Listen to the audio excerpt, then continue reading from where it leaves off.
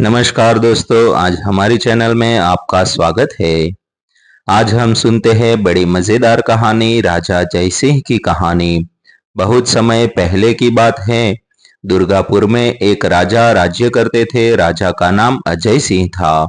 अजय सिंह बहुत ही धर्मात्मा और पराक्रमी राजा थे।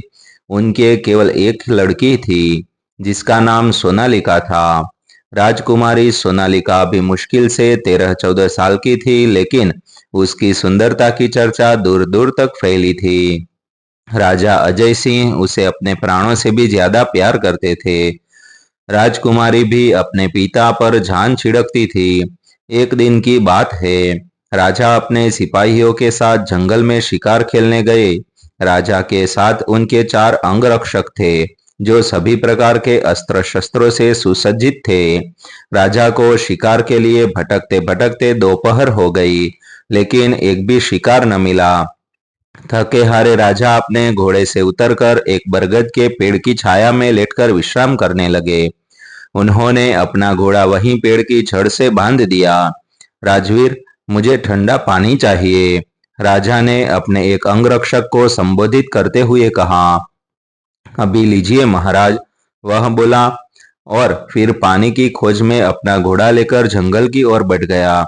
राजा अपने तीनों अनुचरों के साथ काफी समय तक राजवीर के आने की प्रतीक्षा करते रहे, लेकिन राजवीर नहीं आया। पता नहीं क्या बात थी। राजा और उनके सिपाही राजवीर के लिए चिंतित हो उठे। ज्यों-ज्यों समय बीतता गया, यह चिंता तो बढ़ती ही चली गई। दूसरी ओर सूर्य की प्रखर किरणें जैसे कण-कण जलाई दे रही थी। प्यास के कारण राजा का गला सूखता ही जा रहा था। तीनों सिपाही राजा की ओर विवशता से ताक रहे थे। तभी राजा बोला, तुम तीनों यहाँ से तुरंत चले जाओ और मेरे लिए पानी की खोज करो। साथ ही साथ राजवीर के बारे में भी पता करो कि अभी तक वह क्यों नहीं लौट सका। लेकिन कम से कम एक आदमी को तो आपके पास रहना जरूरी ही है महाराज, उनमें से एक बोला। राजा ने दो टूक उत्तर दिया, नहीं, तुम लोग मेरी रक्षा के लिए हो और इस वक्त मेरी रक्षा के लिए पानी की सख्त जरूरत है। इसलिए जैसे भी हो मेरे लिए अतिशीघ्र पानी की व्यवस्था करो। साथ ही साथ राजवीर की भी खोज करो। जो आज्ञा महाराज। राजा का आदेश पाकर वे तीनों एक स्वर में बोले और फिर अपने अपने घोड़े पर बैठकर पानी एवं अपने साथी की खोज में निकल पड़े। लगभग 2 घंटे तक राजा अपने सिपाहियों के लौटने की प्रतीक्षा करते रहे, लेकिन जब उनमें से कोई नहीं लौटा तो राजा चिंतित हो उठे। एक तो चिंता, दूसरे तपती हुई धूप, राजा का गला प्यास के कारण सूखता चला गया। हार कर राजा भी उठ खड़े हुए। अब सबसे पहले उन्हें पानी की तलाश स्वयं ही करनी थी।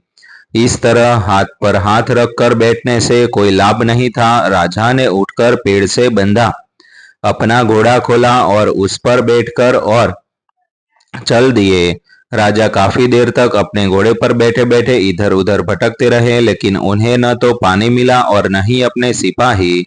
लेकिन फिर भी राजा ने हिम्मत नहीं हारी।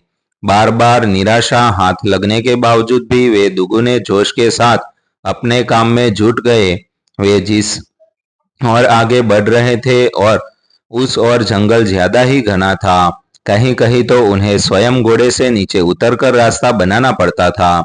राजा आगे बढ़े ही जा रहे थे, सहसा उन्हें फिर घोड़े से उतरना पड़ा, क्योंकि आगे रास्ता वृक्षों की टहनियों ने रोका रखा था। राजा ने नीचे उतरकर अपनी तलवार निकाली और उन्हें काट काट कर रास्ता बनाने लगा। तभी उन्हीं झाड़ियों के नीचे राजा को एक गुफा दिखाई दी। गुफा का दरवाजा काफी बड़ा था। राजा की उत्सुकता जगी। वे जल्दी जल्दी गुफा के दरवाजे की ओर बढ़े। गुफा काफी लंबी थी। राजा अपने घोड़े की रस्सी थामे बढ़ते ही चले गए। राजा ने देखा गुफा के फर्श पर सीलन थी। शायद आगे पानी की बावड़ी होगी। राजा ने सोचा और वे जल्दी जल्दी आगे बढ़ने लगे। थोड़ी दूर चलने के बाद वह गुफा एक लंबे चौड़े मैदान में बदल गई। उसी मैदान के बीचों बीच एक छोटा सा जलाशय था। राजा की आंखें चमक उठी। उन्होंने अपने सूखते हुए होठों पर जुबान फेरी और तेज-तेज कदमों से जलाशय की ओर बढ़ गए। जलाशय की खूबसूरती देखकर राजा मोहित हो उठे, लेकिन एक बात राजा को खटक रही थी कि इतनी खूबसूरती होते हुए भी वहां एकदम सन्नाटा था। एक भी पक्षी उस जलाशय के आसपास दिखलाई नहीं दे रहा था। लेकिन राजा को इस बारे में सोचने की फुर्सत नहीं थी। उनका तो गला प्यास की अधिकता के कारण सूखा जा रहा था। राजा जल्दी-जल्दी जलाशय की सीढ़ियां उतरने लगे। पानी के पास पहुंचकर राजा ने हाथ मुंह धोया और पानी पीने लगे। और ऐसे न्यू न्यू जीवन उपयोगी वीडियो देखने के लिए हमारी चैनल आप सब्सक्राइब कर लीजिए, जो आपके जीवन में कुछ नया करने के लिए हमारा चैनल आपको अवश्य प्रेरित करता रहेगा।